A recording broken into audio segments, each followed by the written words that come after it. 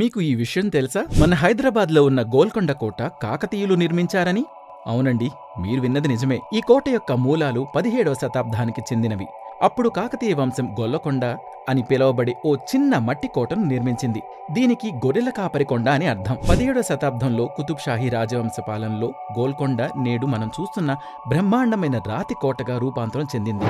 ఆ కట్టుకునేలా 11 చదరపు కిలోమీటర్ల విస్తారంలో నిర్మించిన ఈ కోట కొన్ని చోట్ల 17 అడుగుల మందంతో 87 బురుజులు మరియు 8 ద్వారాలతో కూడిన భారీ గోడలతో చుట్టబడి ఉంది. గోల్కొండ వాస్తుశిల్పం యొక్క అత్యంత ముఖ్యమైన లక్షణాలలో ఒకటి దాని అధునాతన ధ్వని వ్యవస్థ. ఫతే దర్వాజా అంటే విజయద్వారం వద్ద చప్పట్లు కొడితే కోట యొక్క అత్యంత ఎత్తైన ప్రదేశమైన బాలా హిస్సార్ పెవిలియన్ వద్ద దాదాపు 1 కిలోమీటర్ దూరం వరకు వినపడుతుంది.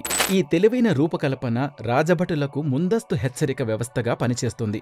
దాని సృష్టికర్త యొక్క అధునాతన ఇంజనీరింగ్ పరాక్రమాన్ని ప్రదర్శిస్తుంది. శతాబ్దాలుగా గోల్కొండ వజ్రాలకు పర్యాయపదంగా ఉండేది.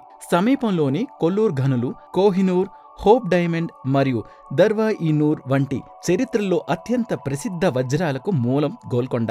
1687లో మొఘల్ చక్రవర్తి ఔరంగజేబ్ నేతృత్వంలో 8 నెలల పాటు జరిగిన భీకర ముట్టడి తర్వాత కుతుబ్ షాహీ రాజవంశం యొక్క వైభవం అంతమైంది. ఇది వారి పాలన ముగింపు పలికింది. కుతుబ్ షాహీ రాజవంశం తర్వాత గోల్కొండ కోట మొఘల్ సామ్రాజ్య నియంత్రణలోకి వచ్చింది. 1724లో ఈ ప్రాంతం హైదరాబాద్ నిజాంల పాలనలోకి వచ్చింది. వారు అజఫ్జాహీ రాజవంశాన్ని స్థాపించారు. 1948లో హైదరాబాద్ రాష్ట్రం కొత్తగా స్వతంత్ర భారతదేశంలో విలీనమయ్యే వరకు ఈ కోట నిజాంల నియంత్రణలో ఉంది.